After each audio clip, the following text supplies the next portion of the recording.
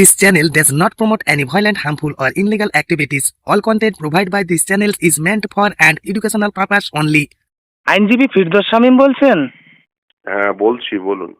এই যে রাজ্য সরকারের ভাতা, এই ভাতার মামলা গততে উঠেছিল মাননীয় বিচারপতি অমৃতা সিনহার ইজলাসে, এবং পরবর্তীতে আজকে আবারও মামলা উঠল, এবং এই মামলায় আজকে কলকাতা হাইকোর্টে কি হলো যদি আপনি বিস্তারিত বলেন, কারণ আমাদের ইংরেজিতে বুঝতে সমস্যা হয়। তো আপনি যেহেতু একজন আইনজীবী এবং আপনি মামলাটা লড়ছেন, সেহেতু আমাদের জনসাধারণের অ্যাওয়ারনেসের জন্য, যাতে সবাই জানতে পারে হাইকোর্টে কি হলো এই মামলাটাই, বিস্তারিত যদি একটু জানান। দেখুন, এই যে 4টে নিয়োগ প্রক্রিয়া, নবম দশম, একাদশ দ্বাদশ, গ্রুপ সি, গ্রুপ ডি, যেটা সুপ্রিম কোর্ট বাতিল করেছে, তার মধ্যে গ্রুপ সি এবং গ্রুপ ডিতে এই যে নিয়োগের দুর্নীতির পরিমাণ বেশি।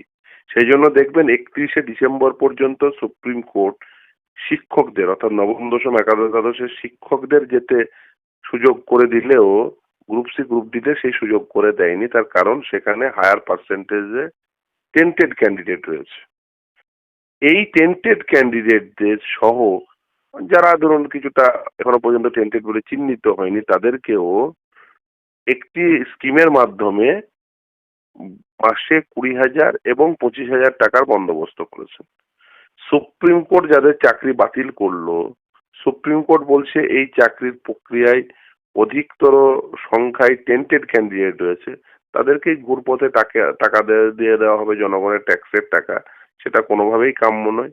কিন্তু আদালতের মামলাতেও শুধুমাত্র এই ফ্যাক্টটুকুই যথেষ্ট নয়। আদালতের মামলায় ল পয়েন্ট থাকে যে যারা মামলাকারী তারা কিভাবে অ্যাফেক্টেড হচ্ছে, কেন এই রিট পিটিশন মেনটেনেবল, ফলে এই রিট পিটিশন মেনটেনেবল কিনা সেটা নিয়ে আর্গুমেন্ট হয়েছে, যে সরকারের এই আইন তৈরির ক্ষমতা রয়েছে কিনা, এবং আইন তৈরি, এই ধরনের আইন তৈরি, কারণ সরকারের আইন তৈরির ক্ষমতা রয়েছে, কিন্তু তার অর্থ এই নয় এক্সিকিউটিভের আইন তৈরির ক্ষমতা রয়েছে বলে যা ইচ্ছা তাই আইন করে দিতে পারে। কালকে যদি বলে যে আমি ক্ষমতায় এসে আইন করে দিলাম পুরুষরা নারীদের হত্যা করতে পারবে, এটা তো আইনগতভাবে সিদ্ধ হতে পারে না। যে ক্ষমতায় আছি বলে আমি এটা করে দিতে পারি, এটা তো হতে পারে না। ফলে এই যে ক্ষমতায় থাকলেই যে তুমি যে কোনো ধরনের আইন তৈরি করতে পারো না, সেটা একটা বিষয়। দ্বিতীয় হচ্ছে যে কেন এই পিটিশনটি মেনটেনেবল, তার কারণ যারা এই মামলাকারী তাদের লোকাস কি, তার কারণ হচ্ছে তারা হচ্ছে গ্রুপ সি গ্রুপ ডিতে অ্যাফেক্টেড ক্যান্ডিডেট, যারা ওয়েট লিস্টেড ক্যান্ডিডেট এতদিন ধরে বঞ্চিত ছিল। এরা প্রতিজন the way of indirect tax দেয়, ফলে প্রতিজন আক্রান্ত, এরা বঞ্চিত। এই বঞ্চিতদের আবার বঞ্চিত করা হচ্ছে, তাদেরই করের টাকা ঘুর পথে যারা টেন্টেড ক্যান্ডিডেট তাদের পৌঁছে দেওয়ার বন্দোবস্ত করছে সরকার। যে সরকারের উপর নির্দেশ রয়েছে যে টেন্টেড ক্যান্ডিডেটের কাছ থেকে মাসে 12% হারে সুদ হিসাব করে তাদের থেকে টাকা ফেরত নিতে হবে, যেগুলো মাইনের টাকা পেয়েছেন। ফলে যাদের টাকা ফেরত দেওয়ার কথা তাদেরকেই ঘুরপথে আপনি টাকা দেওয়ার বন্দোবস্ত করবেন, এটা তো আর আইনগতভাবে কখনোই সিদ্ধ হতে পারে না। সেটি মামলার বিষয়বস্তু ছিল। এই সংক্রান্ত যে সরকারের লেজিসলেটিভ কম্পিটেন্সির থাকলেও কোন ধরনের লেজিসলেশন আনতে পারে, কোন ধরনের আইন আনতে পারে, এবং সেটি সুপ্রিম কোর্টের জাজমেন্টের পরে কোন ধরনের আইন আনতে পারে, সেই রিগার্ডে জাজমেন্ট দেখানো সহ অন্যান্য আর্গুমেন্ট হয়েছে। ডিস্ট্রিক্ট ম্যাজিস্ট্রেটের উপর কি নির্দেশ ছিল, কিভাবে টাকাটা এজ এ ল্যান্ড রেভিনিউ আদায় করতে হবে, ডিআইদের উপর নির্দেশ ছিল কি, সেগুলো আদালতের সামনে তুলে ধরা। আদালত শুনেছেন, আদালত এই রায়দানের জন্য স্থগিত করেছেন। আদালত এবার যে কোনো সময় রায় প্রদান করতে পারে, আমরা রায়ের জন্য অপেক্ষা করছি। আজকে মাননীয় বিচারপতি অমৃতা সিনহা তিনি কিন্তু রাজ্যের আইনজীবীর কোনো কথাই শুনলেন না। রাজ্যের আইনজীবী যেটা রাজ্যের আইনজীবীদের কাছে শোনার তো আর কিছু ছিল না, তাদের সাবমিশন রেখেছেন। এর আগের দিন সিনিয়র অ্যাডভোকেট বিকাশ রঞ্জন ভট্টাচার্য তিনি সাবমিশন করেছেন, আজকে আমি সাবমিশন করলাম কিছু additional point. Senior advocate Bikash Ranjan ভট্টাচার্যের পরে কিছু অ্যাডিশনাল পয়েন্ট আমি শুধু আদালতের সামনে রাখলাম। রাজ্যের পক্ষ থেকে আবার নতুন কি বক্তব্য আসতে পারে, রাজ্যের তো স্কিম, সেটাই রাজ্যের বক্তব্য।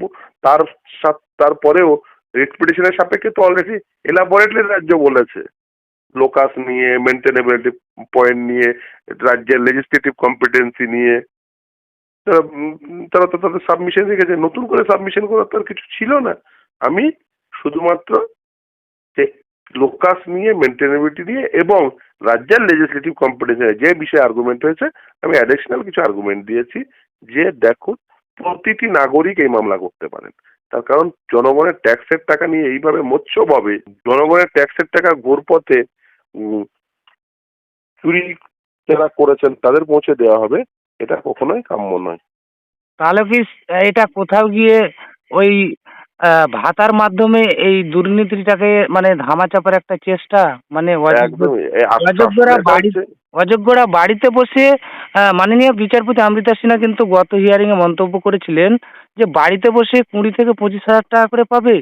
একদমই, একদমই। কিন্তু দেখুন, অযোগ্যদের আসলে এই টাকা দেওয়া হচ্ছে, এর পিছনে অসৎ উদ্দেশ্য রয়েছে। অসৎ উদ্দেশ্যটা হচ্ছে এটাই, যারা 20 লাখ 25 লাখ দিয়েছেন তাদের মাসে মাসে 20,000 25,000 না দিলে তারা 20 লাখ 25 লাখ টাকাগুলো চাইতে চলে আসবে। সেই জন্যই আজকে এই কাজ করছেন। স্যার এই মামলায় কি হতে পারে, কিছু কি আপনারা দেখা যাক সেটা বলতে সেটা পারবেন? সেটা আপনিও বুঝতে পারছেন কি হতে পারে, আমিও বুঝতে পারছি, গোটা নাগরিক এই ওরা ভারতবর্ষের সমস্ত নাগরিকই বুঝতে পারছেন। একজনই শুধু বুঝতে পারেন না, বুঝতে চান না, তিনি মনে করেন সমস্ত কিছু তিনি ভোট পেয়েছেন তাই সমস্ত কিছু তিনি যা ইচ্ছা তাই করতে পারেন, তা তো হয় না।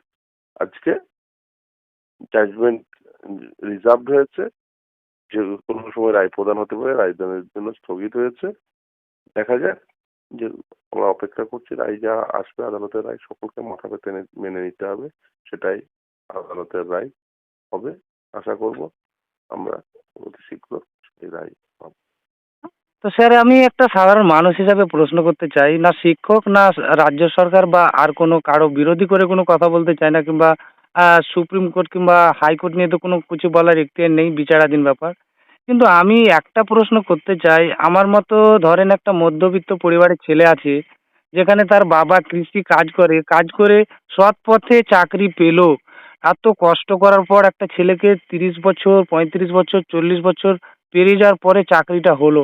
তো এমতো অবস্থায় দাঁড়িয়ে এই যে মানে এই যে মধ্যবিত্ত গরিব পরিবারে কৃষির কাজ করে যে ছেলেটাকে মানুষ করে কত দিনে খেয়ে না খেয়ে, এই যে মানে এই কথাগুলো কেউ বলে না, বুঝতে পারলেন স্যার?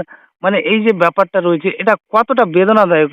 এরপরে এই যে শিক্ষা ব্যবস্থা এটার কতটা ভয়ানক অবস্থা হয়েছে, অর্ধনগ্ন হয়ে কিন্তু ওনারা তাদের দাবি করেছে। তো এই যে জিনিসগুলো, এই ব্যাপার নিয়ে আপনি কি বলবেন?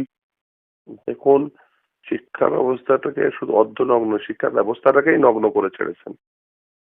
তার কারণ হচ্ছে যে আপনি যদি দেখেন, আমি শুধুমাত্র শিক্ষায় দুর্নীতি দেখবেন না, শিক্ষার দুর্নীতি একটা বিষয়, তার সঙ্গে ওবিসি সার্টিফিকেট দেখুন। ওবিসি সার্টিফিকেট এই বাতিলের জন্য যাদবপুর বিশ্ববিদ্যালয়, কলকাতা বিশ্ববিদ্যালয়ে এখনো পর্যন্ত স্টুডেন্ট ভর্তি হয়েছে কিনা খবর নিন।